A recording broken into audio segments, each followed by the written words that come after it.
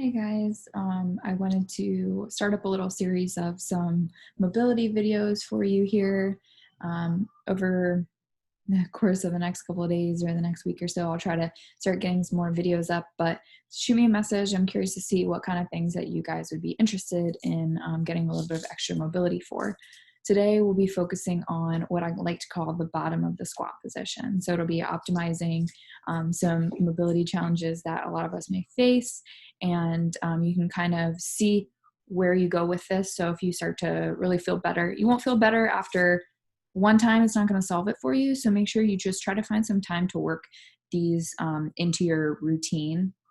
And what I highly recommend with this particular video is, since we are going to be holding the stretches for a long period of time, I'd highly recommend that you do this after a workout.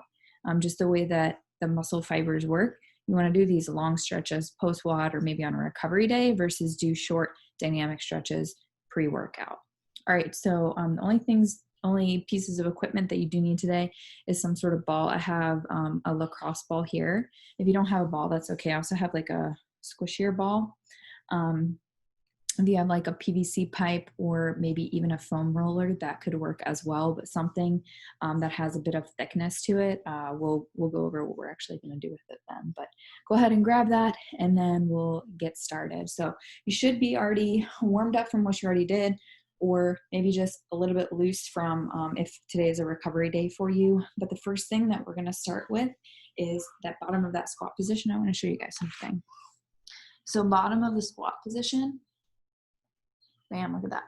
So a few things that we're looking at here: ankle mobility. Sometimes we have issues with our knees. Pressing out is really coming from the hips.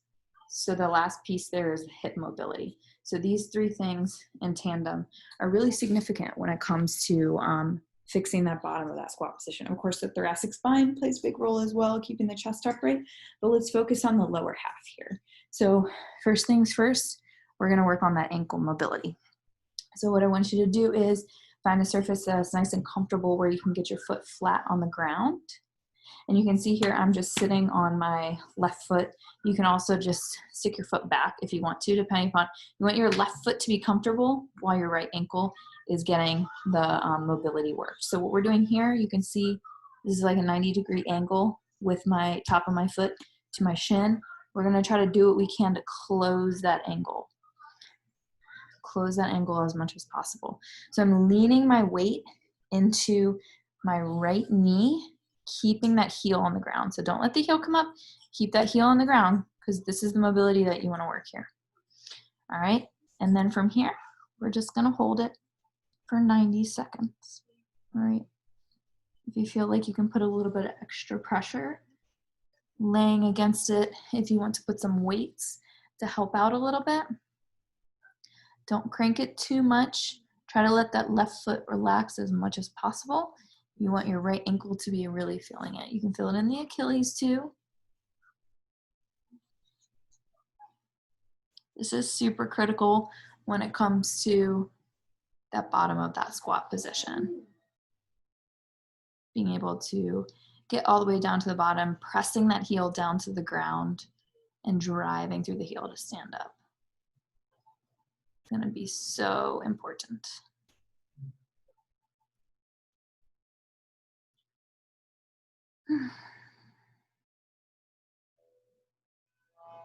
It's been about a minute. We have 30 more seconds left.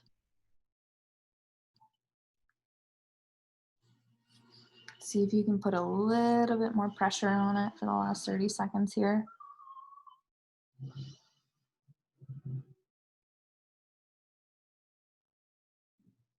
10 seconds. 5, 4, 3, 2, and 1. All right, slowly back out of it.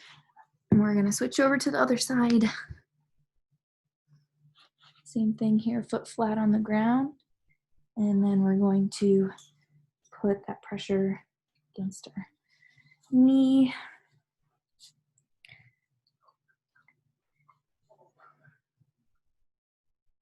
And I know we always talk about having our knee behind our foot, when we're doing movements like squatting and stuff. But really, when you think about it, it's when you're loading weight onto your hips, you don't want your knee to be in front of your toes. So right here, I'm loading the weight on my knee, and I'm trying to work on the mobility piece here. So when you think about it in that perspective, when you're mobilizing a joint, you can push your limits in a little bit of different ways than when you actually are doing a workout or bearing a load. What this is doing here is it's helping create space in the joint. So if you think about a socket of a joint where it goes in, you want to create a little bit of space so it can move freely, right? When you start to close that space and the tissues around it get worn down a ton, it's bone on bone. So you really want to try to open up that space as much as possible so it can move freely.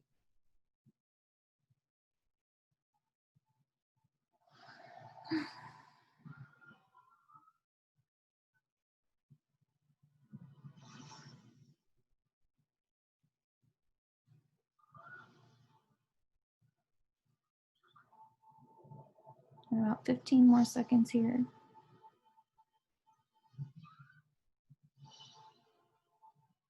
See if you can put a little bit more weight on it for the last few seconds. Last 5, 4, 3, 2, 1. All right, what I want you to do with both of those ankles, rotate them around. Rotate your ankles and then rotate in the opposite direction. So we were just working this position, right? Flexing our feet, closing that angle right there. Next thing I want to do is work this position. This is going to help our shins a little bit. All we're going to do is roll over. Then I want you to sit on your feet. Sit back on your feet. Sit back on your feet for just a count of 10. And then we'll go into the next movement.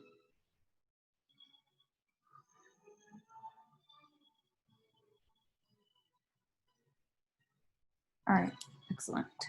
Okay, the next thing, let's make our way up. Let's work on our knees a little bit. So our knees are something, when you really think about it, like how do you stretch your knees? You don't really stretch your knees, but you can help mobilize the knee joint itself. And there's a lot of ways that we can do this, and most of it is focused on that space behind the knee. Hard to get to it, but obviously there are muscle tissues around the knee in many ways. Your quads come down and around to help support your knee. And then, of course, if you feel the backs of your knees, you have a ton of my muscle fiber and tissues back there. So what we want to do is try to dig in there as deep as we can to break up some of that tissue that might be feeling a little bit rough or might be preventing our knee from moving smoothly in the joint and might be trying to capture it a little bit. All right, so this is where a ball comes into play. So when you use a really hard lacrosse ball, or if your knees are just like really sore, you're really not feeling it, you want to use a squishier ball, that's fine. Or you can use, if you have a PVC pipe or some sort of broomstick or something, you can still get the same effect.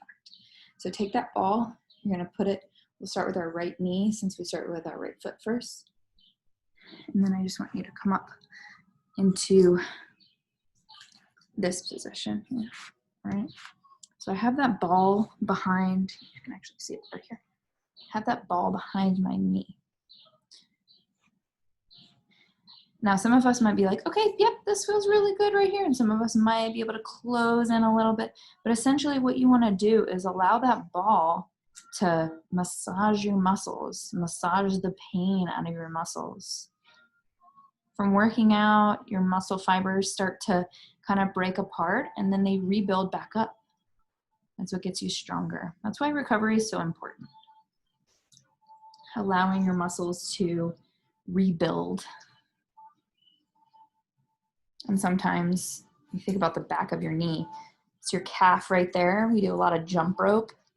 So this probably feels really good on that space, as well as going right into your hamstring, a little bit of your IT band there.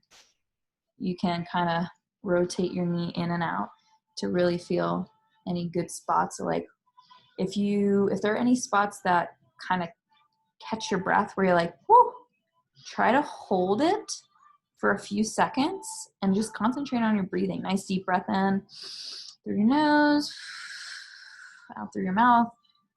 We got about 20 more seconds here, and then we'll switch. And you might find, you can see the ball is on the right side of my inside of my knee. I might move it a little bit further in, and that kind of gives it a different effect too. It's more on the inside of my calf. All right, 3, 2, 1, relax. All right, we're gonna go back to the other side. Same thing. Ball goes behind the knee. And you want that right leg to relax as much as possible while you're working the left leg. All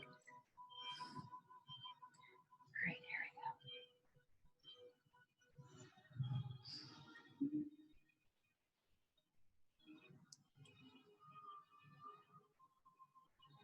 And if you have a PVC pipe or even one of those like really small rollers, not like a big foam roller, but something that's like pretty thin, you can still do the same thing and put it under your knee, but you might find that you kind of row it like a boat, and you can really get into some of the nitty gritty spots that need a little bit of extra attention.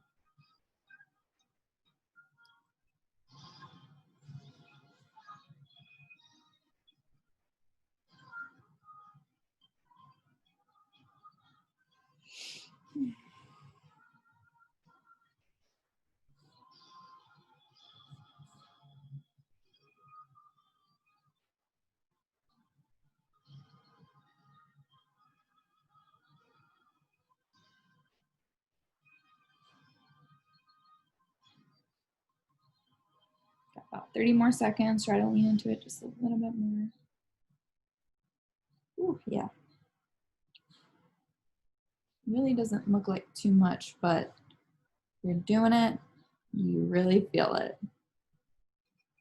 15 seconds.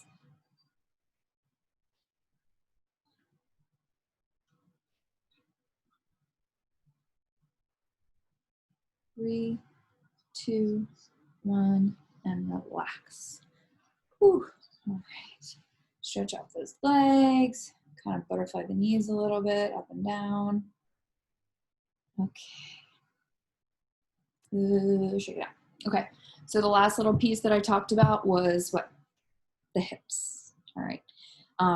Last bit of mobility. There are tons of different mobilization exercises that you can do for the hips. I'm going to show you one again that's like get in this position and stay there for as long as you can.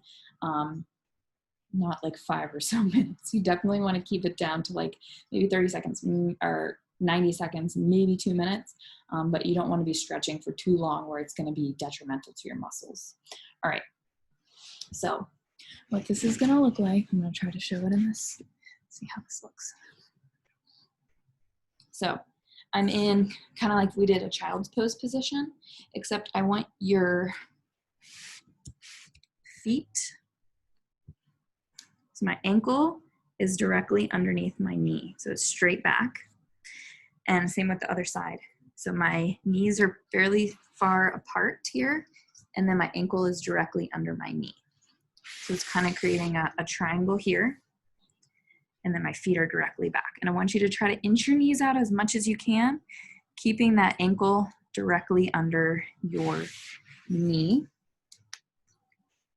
And then all we're gonna do here is try to come to your elbows. So try to let those hips relax as much as possible. You might find that you can inch out just a little bit more. Think about this as like you're doing the splits, except you're tucking your feet behind you. So it's almost like a half splits or a quarter splits. All right, what I'm doing here, I'm slowly pushing my hips back towards my feet, and then I'm bringing my hips back forward, taking a little rest. My hips go back towards my feet, and then come forward a little more. The whole time that I'm doing this, I'm trying to take nice deep breaths in through my nose, out through my mouth. Especially when we're doing these long stretches, you might feel like you tend to kind of like tense up. tense your body up. So you want to try to relax those muscles as much as possible. When you feel the tightening, try to just breathe into it. All right, good news is we got about 20 seconds left. So try to scooch down a little bit lower if you can. Try to bring your hips a little bit closer to your feet.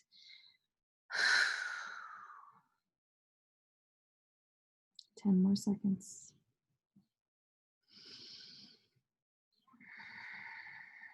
3, 2, 1, and relax. All right, nice work. Slowly come out of this one. What I like to do is just slide my knees in. And then last thing, let's just push back into a child's pose. So I'm pushing my hips back.